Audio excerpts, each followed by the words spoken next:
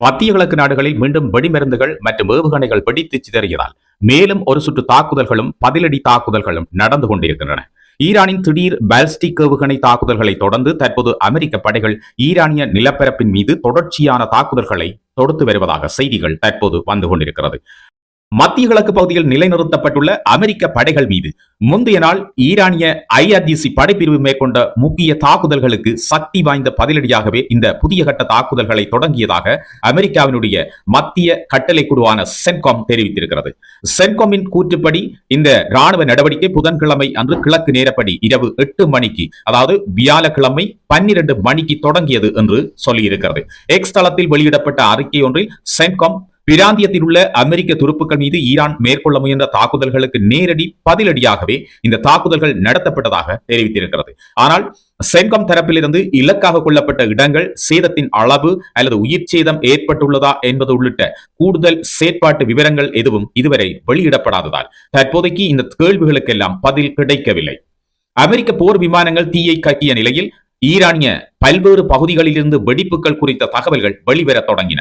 இஸ்லாமிய புரட்சிகர பாதுகாப்பு படையுடன், அதாவது IRGC-யுடன் தொடர்புடைய ஈரானின் அரை அதிகாரப்பூர்வ செய்தி நிறுவனமான தஸ்னிம் ஹேம்ஸ் தீவில் 3 வெடிப்புகள் நிகழ்ந்ததாகவும் அந்த வெடிப்புகள் நகருக்குள் ஏற்பட்டதாகவும் செய்தி வெளியிட்டிருக்கிறது.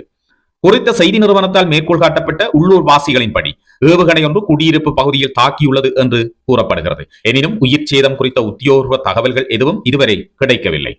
இதற்கிடையில் ஈரானின் ஒரே ஒரு அணுமின் நிலையம் அமைந்திருக்கிற புஷர் மாகாணத்தில் வெடிப்புகள் நிகழ்ந்ததாக ஈரானிய அரசு தொலைக்காட்சி நிறுவனமான IRIB செய்தி வெளியிட்டிருக்கிறது.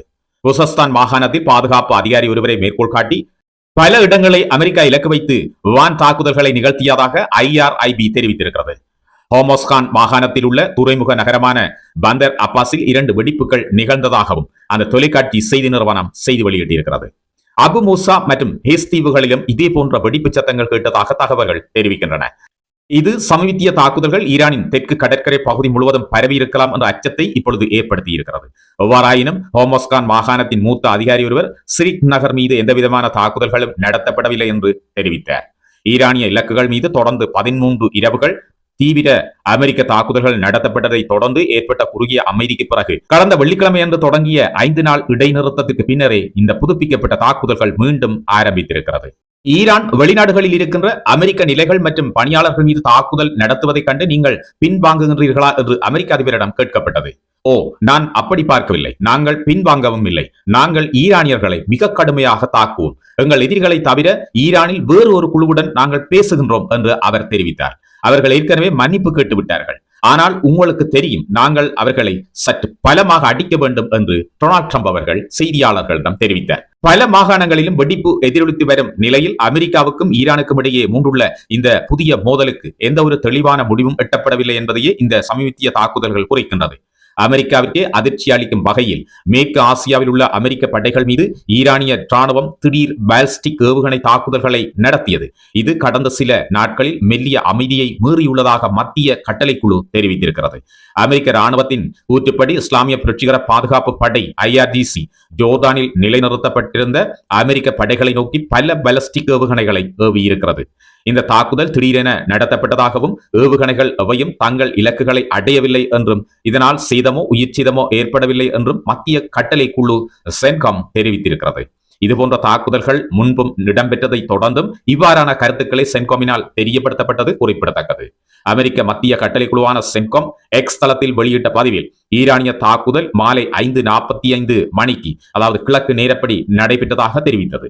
அமெரிக்க படைகள் தொடர்ந்து விழிப்புடனும் உயர்ந்த தயார் நிலையிலும் இருப்பதாக சென்காம் தெரிவித்திருக்கிறது. ஈரான் ஜோர்டானில் உள்ள அமெரிக்கர்களை நோக்கி ஏவுகணைகளை ஏவியதாக வெளியான உள்ளூர் செய்திகளை தொடர்ந்து சென்காமின் இந்த உறுதிப்படுத்தல் வெளியாகி இருக்கிறது. ஜோர்டான் அமெரிக்காவினுடைய பல தசாப்த கால ராணுவ மற்றும் தீவிரவாத ஒழிப்புக்கு பங்காளியாக இருந்து வருவதாக சொல்லப்படுகிறது. அனளவாக 4000 அமெரிக்க ராணுவ வீரர்கள் ஜோர்டான் முழுவதும் உள்ள ராணுவ தளங்களில் நிலைநிறுத்தப்பட்டிருக்கின்றனர் என்று செய்திகள் தெரிவிக்கின்றன. ஜூலை 8 முதல் ஜோர்டான் மீது ஈரானிய ஏவுகணைகள் மற்றும் ட்ரோன்கள் 9 முறை தாக்கப்பட்டுள்ளதாக தெரிவிக்கப்படுகிறது. ஜூலை 17 அன்று நிகழ்ந்த அத்தகைய தாக்குதல்களில் ஒன்று நாட்டினுடைய கிழக்கில் உள்ள ஜோர்டான் தளமான முவாஃபாக் சால்டியின் ஒரு குடியிருப்பு பகுதியை தாக்கியது. இதில் 3 அமெரிக்க ராணுவ வீரர்கள் கொல்லப்பட்டனர் மற்றும் குறைந்தது 4 பேர் காயமடைந்தனர் என்று சென்காம் தெரிவித்திருக்கிறது. கிங் ஃபைசல் விமானத்தளம், பிரின்ஸ் ஹாசன் விமானத்தளம் மற்றும் அக்காபா விமான நிலையம் தாக்கப்பட்டிருக்கின்றன. அமெரிக்காவின் போரில் ஜோர்தானின் வளர்ந்து வரும் பங்கும் அதற்கு ஈரானின் தீவிரமடைந்து வரும் பதிலடியும் அந்த அரசாங்கத்திற்கு சங்கடமான விவாதங்களை தூண்டுகிறது.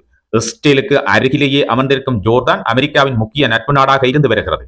வாஷிங்டன் அமானுக்கு ஆண்டுதோறும் தோராயமாக $1.45 பில்லியன் வழங்கி. இது தற்போது கிடைத்த உலக விவர செய்தி தொகுப்பு. காணொலி பிடிச்சிருந்தா லைக் பண்ணுங்க. அது மட்டும் இல்லாமல் இது போன்ற மிக முக்கியமான பிரேக்கிங் நியூஸ் அறிந்து கொள்ளணும்னு சொன்னா உலக விவர சேனலை சப்ஸ்கிரைப் பண்ணி அந்த பெல் ஐக்கனை கிளிக் பண்ணி எங்களோடு தொடர்ச்சியாக இணைந்திருங்கள். வணக்கம்.